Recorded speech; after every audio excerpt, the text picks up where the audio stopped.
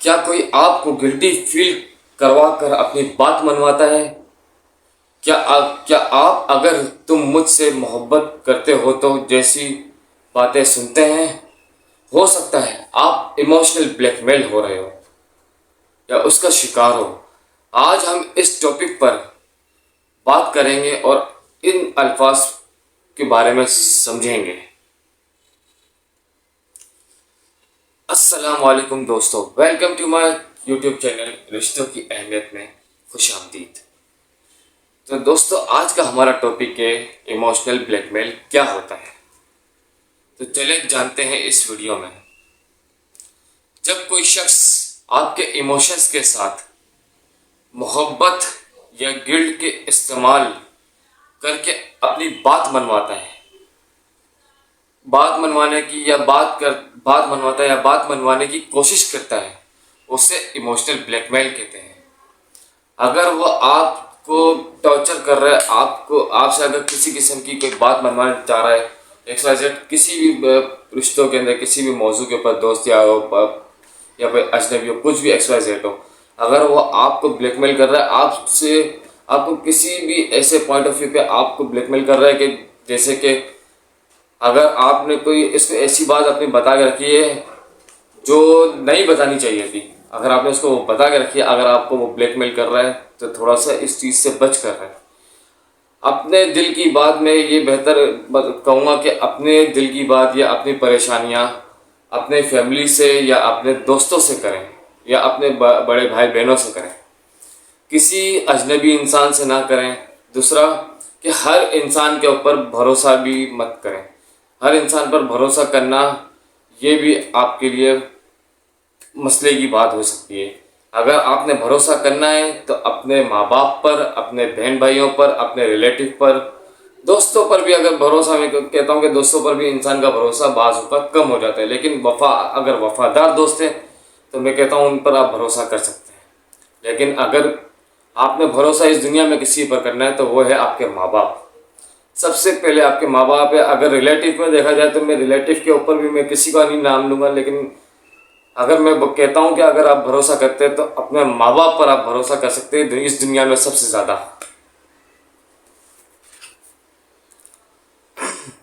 हर वक्त guilty feel करवाना, मैंने तुम्हारे लिए इतना किया और तुमने मेरे लिए इतना किया, तुमने मेरे लिए इतना भी नहीं किया। हो सकता है ये इमोशनल ब्लैकमेल की कॉमन मिसाल हो या कॉमन निशानी हो सकता है ये लोगों में मैंने चीज़ें देखी है कि हम अक्सर ये कह देते हैं कि यार मैंने तेरे लिए इतना किया था, या मियाँ बीवी में देख लो, फैमिलीज़ के अंदर देख लो, रिलेटिव में देख लो। ये कहीं हम बाहर जाते हैं तो ये बाहर चीज़ें देखने को मिलती है कि लड़का लड़की जो भी एक्साइटेड दोस्त यार हो गए, वो ये कहते रहते हैं यार मैंने तेरे लिए इतना किया, तू मेरे लिए इतना नहीं कर सकता, तू मेरे लिए इतना नहीं कर सकती है, तू मेरे लिए ये नहीं कर सकता। तो ये एक तरीके से देखा जाए तो आपके दिमाग से खेला जा रहा है, आपको ब्लैकमेल किया जा रहा है, आपको टॉर्चर किया जा रहा है। तो इस चीज़ से थोड़ा सा बचें।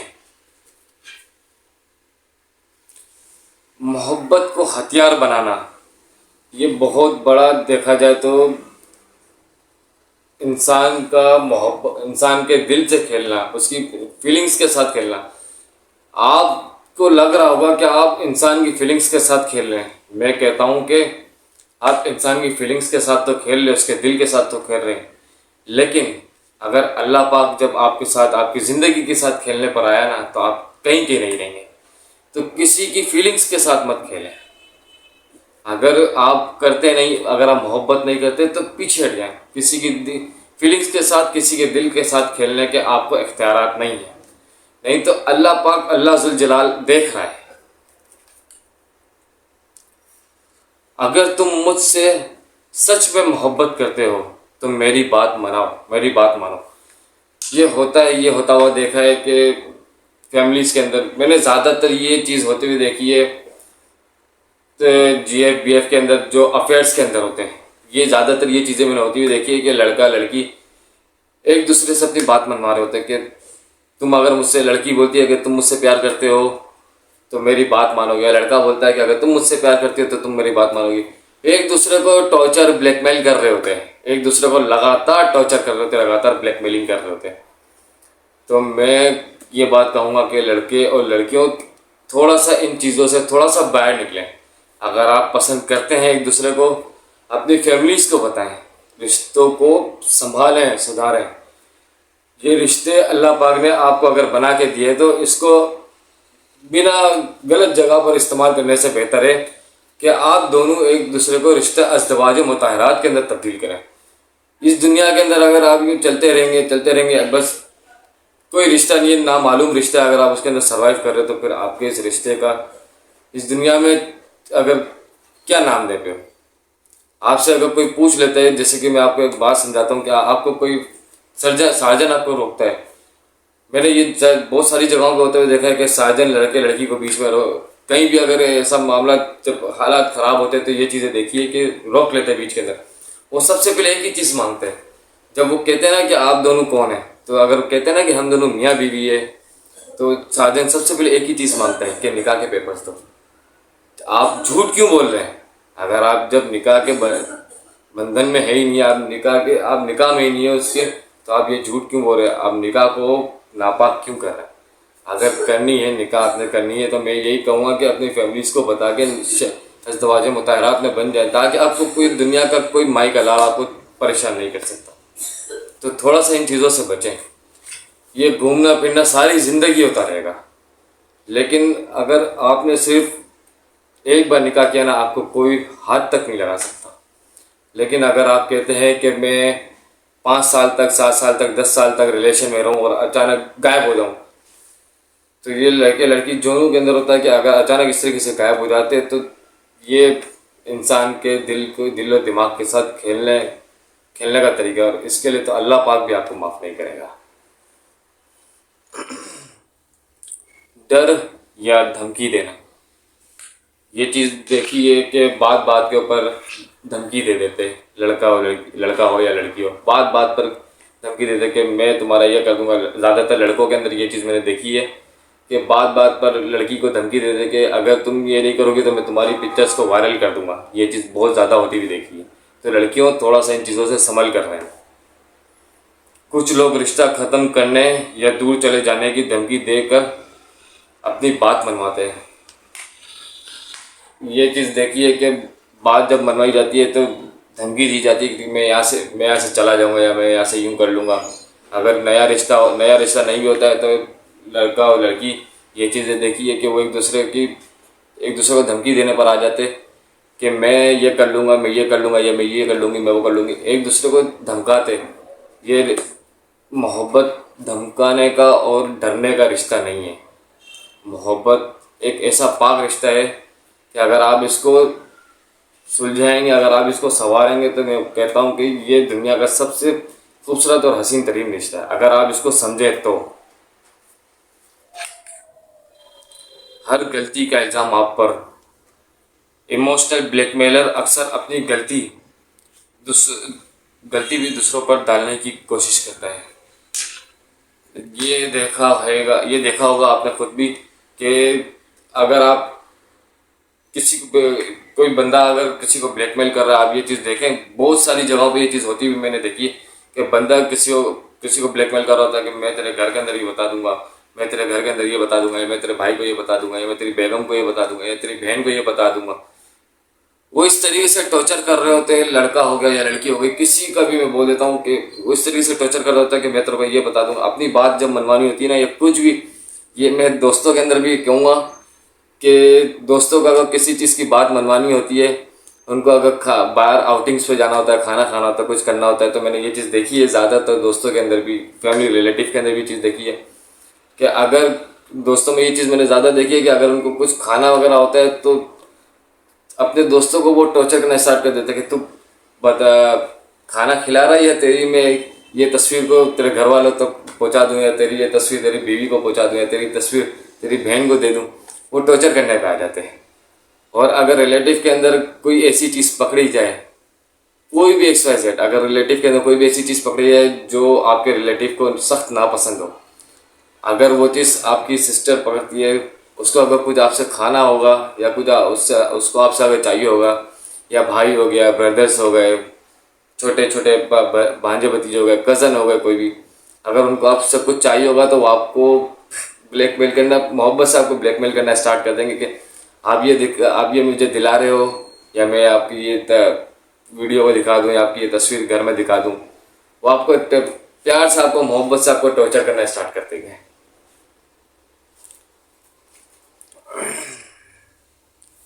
और हर चीज़ का आपके ऊपर ब्लैकमेल का इल्ज़ाम आप पर लगाना स्टार्ट कर देंगे, तुमने ये किया, तुमने ये किया, मैं घर वालों को बता दूंगा। तो इन चीज़ों से तो देखिए, मोहब्बत अपनी जगह है, लेकिन अगर आप पर अगर बिला वजह किसी किस्म का इल्ज़ाम अगर आप पर लग रहा है, फैमिली चाहे दोस्त यार, अगर आप पर बिला वजह कोई गलत इल्ज़ाम लग रहा है, तो मैं कहूँगा कि इस बात को आप सुने मत, उसके बाद सख्त एक्शन लें। इस बात को अगर आप सुनेंगे तो ये आपका खुद का नुकसान है, उस बंदे का या उस बंदी का जो भी है उनका नुकसान नहीं होगा, आपका खुद का नुकसान होगा। आप चुपचाप सुनेंगे, आप रिलेटिव के सामने या फिर दोस्तों के सामने आप जलील हो जाएंगे। तो थोड़ा सा इन चीज़ों को समझें।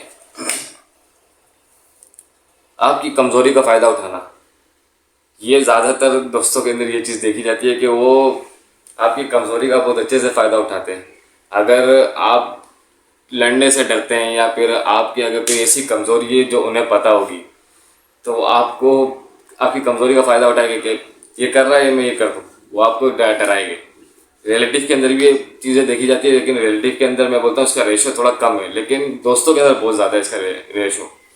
दोस्त मजाक मस्ती करते हैं, अगर जिगरी हो गए ना आपके, मजाक मस्ती आपसे करेंगे, लेकिन वो आपको एक तरीके से देखा जाए ना तो वो आपकी इस कमज़ोरी का फ़ायदा उठाएंगे। वो आपकी फीलिंग्स और कमज़ोरी को समझकर उसी को आपके खिलाफ इस्तेमाल कर सकते हैं। ये होता है बहुत सारी जगहों पर मैंने देखा है।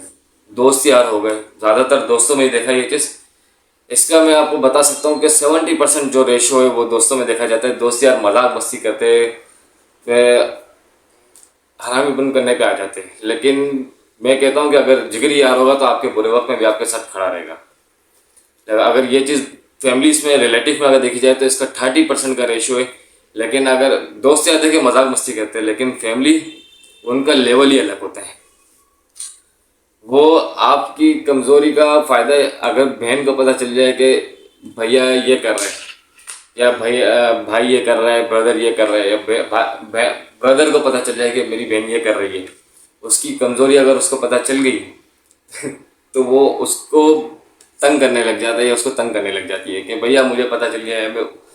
वो सामने से भाई बोलता है कि बहन को मुझे तेरा मामला पता चल गया है, या कि ये वो XYZ कुछ भी, तो वो मजाक मस्ती करके एक दूसरे की कमज़ोरी का इस्तेमाल कर रहे होते हैं। तो देखिए, बहन भाई का रिश्ता, दोस्तों का रिश्ता, फैमिलीज़ के रिश्ते, रिलेटिव के रिश्ते, मैं बोलता हूँ बहुत अजीज़ है, लेकिन हर चीज़ की एक मुद्दत होती है, हर चीज़ का एक वक्त होता है। अपनी कमज़ोरियाँ मैं कहूँगा कि किसी को शो ऑफ ना करें, किसी को शाये ना करें। अपनी कमज़ोरियों के अपने अंदर ही दफन रखें तो अच्छा है। अगर आप बाहर निकालेंगे तो ये आपको नुकसान पहुँचाएगी। आप हमेशा थके हुए महसूस करते हैं। ऐसे रिश्तों में इंसान इमोशनली ड्रेन और हर वक्त गिल्टी महसूस करता है। ये देखा जाए तो इंसान थका हुआ क्यों होता है कि वो डिप्रेस हो रहा होता है, उसको घर में सुकून नहीं मिलता। अगर बाहर जाता है तो बाहर दोस्तियाँ तंग करते, घर आता है तो घर वाले डिस्टर्ब कर देते हैं। बंदा जाए तो जाएगा, पूरा दिन बंदा काम कर रहा होता है, पूरा दिन बंदा इधर उधर अपनी ट्रैवलिंग कर रहा होता है। जो भी है, जो बंदा जो काम करता है, राइडर हो, ऑफिस के बंदे हो, सेटेक्स हो, FBI हो, कोई भी, जितने भी इदारों के बंदे हो इस दुनिया में, जो बंदा, जो मर्द जात, जो औरत जात, जो काम करते हैं, घर वो आते हैं तो घर सुकून लेने के लिए आते हैं। अब अगर घर वाले डिप्रेस करेंगे, डिप्रेशन देंगे, परेशान करेंगे, उसको थकाएंगे और बिला वजह थकाएंगे, ये कर ले वो कर ले, तो वो बंदा, देखो बंदी तो बाहर नहीं जा सकती, वो औरत जाते हैं, लेकिन वो कुछ ना कुछ करके अपने आप को सुकून देने की कोशिश करेगी। लेकिन मर्द जात, उसके पास ये एक पॉइंट ऐसा है कि अगर वो डिस्टर्ब होता है, वो थक रहा होता है, परेशान हो रहा है, वो फ़ौरन से घर से उठ के बाहर चले जाता है। ये हमारे में भी, अगर मैं थकता हूँ तो मैं भी उठ के बाहर चले जाता हूँ कहीं ना दोस्तों में, लेकिन दोस्त वो क्या बोल सकते हैं कि दोस्तों के पास जाके बैठते हैं तो दोस्त और तंग करने लग जाते हैं। तो बंदा जाके बैठे तो बैठेगा, लेकिन ये है कि देख, घर के अंदर हम वो मजाक मस्ती नहीं कर सकते जो दोस्तों के साथ बैठ के हंसी मजाक होती है। दोस्त आपको अगर थकाएंगे तो दोस्त आपको मुस्कुराने का तो आपका जरिया भी बनेंगे। फैमिली अगर आपके मुस्कुराने का जरिया बनती है ना, अगर आप यहाँ पर आपको तंग किया जा रहा है फैमिलीज के अंदर, आपको आपके रिलेटिव के अंदर अगर आपको थकाया जा रहा है, डिप्रेशन दिया जा रहा है, परेशान किया जा रहा है, अगर आप बाहर जा रहे हैं आपके दोस्तों में, अगर दोस्त आपको परेशान करते हैं, मैं ये नहीं कहूँगा कि रिलेटिव आपको परेशान नहीं करेंगे, रिलेटिव आपको मुस्कुराने की कोशिश करवाएगा। अगर आप फिर भी नहीं होते, आप वहाँ से बाहर चले जाते, अगर आप दोस्तों में जाके बैठते हैं तो आपके जो दोस्त है वही आपको कोशिश करेंगे हंसाने की। क्योंकि देखिए, अगर आप परेशान होगे तो आपके जो रिलेटिव, अगर आपके दोस्त यारों के नंबर आपके रिलेटिव के पास मौजूद होंगे तो आपके रिलेटिव उन्हें कॉल करके ये चीज़ बताएंगे ज़रूर कि ये बच्चे फलां बच्चा, ये फलां बच्चा, ये फलां भाई, मेरा भाई ये परेशान है, या मेरी बहन, ये बहन तो नहीं, फलां भाई, तो वो चीज़ ये बताएंगे कि ये परेशान है, इसको देख लेना, कहीं जाए ना। तो दोस्त यार ऐसे होते हैं ना कि देखिए, दिल जिगर का टुकड़ा होते हैं वो आपको कुछ ना कुछ करके आपसे मजाक मस्ती आपसे करेगा, हंसी, आपके चेहरे के ऊपर स्माइल ला के किसी तरह से भी आपसे दम लेंगे वो। इमोशनल ब्लैकमेल से कैसे बचें? हेल्दी बाउंड्रीज बनाएं, हेल्दी बाउंड्रीज बनाएं कि उस बाउंड्री के दायरे को कोई क्रॉस ना कर सके। हर गिल्ट को सच ना समझें। हर देखा जाए ना कि मैंने ये किया, अगर आप अपने अंदर ये गिल्ट महसूस कर रहे हैं जो आपने किया ही नहीं, तो उसको सच भी ना समझें। अगर आपने किया है तो तभी उसके बाद भरोसा देखें कि अगर आपको लगता है मैंने किया है तो फिर तब आज जाके आप गिल्ट महसूस कर सकते हैं। अदरवाइज अगर आपने वो चीज़ गलती की ही नहीं है कि आपने किसी को XYZ कुछ भी, किसी को थप्पड़ नहीं मारा, कुछ भी नहीं करा, अगर आपने वो हरकत नहीं की है तो मैं कहता हूँ कि आप अपने दिल के अंदर गिल्ट भी ना रखें, अफसोस भी ना रखें कि आपने ये किया है। अपनी सेल्फ रिस्पेक्ट को अहमियत दें। अगर आप अपनी खुद की सेल्फ रिस्पेक्ट को अहमियत देंगे ना, तो ये दुनिया आपकी इज्जत करना खुद शुरू कर देगी। पहले खुद अपने आप को खुद आप तवज्जो दें, फिर सारी दुनिया आपको तवज्जो देगी। ज़रूरत हो तो सीधी बात करें, घुमा फिरा के मत करें। बहुत से लोगों में देखा है कि यूं पूरा यूं जलेबी की तरह पूरी घुमा के बता रहे होते कि ये है वो है यूं है। तो आप इधर जलेबी की तरह घुमाने से अच्छा है कि बंदा बिल्कुल स्ट्रेट ऑन द स्पॉट बात करे कि भाई ये मसला है, क्या करो बता दो। तो इस तरीके से सीधी पॉइंट ऑफ व्यू पे डायरेक्ट बात कर लें तो बेहतर है। याद रखिए, असली मोहब्बत इज्जत और समझ देती है। जो रिश्ता सिर्फ गिल्ट और प्रेशर पर चले वो सेहतमंद रिश्ता नहीं होता। अगर सेहतमंद रिश्ता अगर आप चाहते हो तो किसी तरीके का जहनी दबाव, किसी किस्म का जहनी प्रेशर, या फिर देखा जाए तो किसी किस्म का दिल में कोई अफसोस, अगर आपके रिश्ते के अंदर ये चीज़ आपके रिश्ते में चल रही है तो आपका रिश्ता कमज़ोर है। उसको कोशिश करें कि अपने रिश्ते के अंदर ये चीज़ें मत आने दें। अगर आपके रिश्ते में ये चीज़ें हैं तो मैं कहता हूँ कि आप पहले अपने रिश्तों को ठीक करें, क्योंकि अगर रिश्ते के अंदर अगर कमज़ोरी पैदा होती है, दरारें पैदा होती है, तो वो रिश्ते ख़राब होने के खतरात बहुत ज़्यादा होते हैं। अपने रिश्तों को आप खुद सेहतमंद बना सकते हैं। अगर आप अपने रिश्तों के साथ मुखलिस हैं तो अपने रिश्तों को आप खुद सेहतमंद बनाएंगे। आपके ख्याल में इमोशनल ब्लैकमेल की सबसे डेंजरस निशानी कौन सी है? कमेंट में ज़रूर बताएं और मेरे इस चैनल को लाइक और सब्सक्राइब करते जाएं और टिकटॉक अकाउंट रिश्तों की अहमियत को फॉलो करते जाएं। और मुझे इस वीडियो का मुझे ज़रूर बताएं कि कौन इस ब्लैकमेल के पॉइंट ऑफ व्यू से गुजर रहे हैं। कमेंट में ज़रूर बताइएगा, ताकि अगर मुझे कमेंट मिलता है तो मैं आपको इसके पॉइंट ऑफ व्यू पे आपको सजेशन भी दे सकता हूँ कि कैसे निकला जा सकता है। तो चले मिलते हैं, अल्लाह हाफिज़।